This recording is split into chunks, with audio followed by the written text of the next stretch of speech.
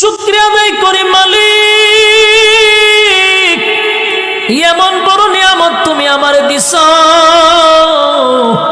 আমার দুইটা চক্ষু আছে, দুইটা হাত আছে, এই কারণে মানুষ আমারে বড় সম্মান করে, বড় ইজ্জত করে।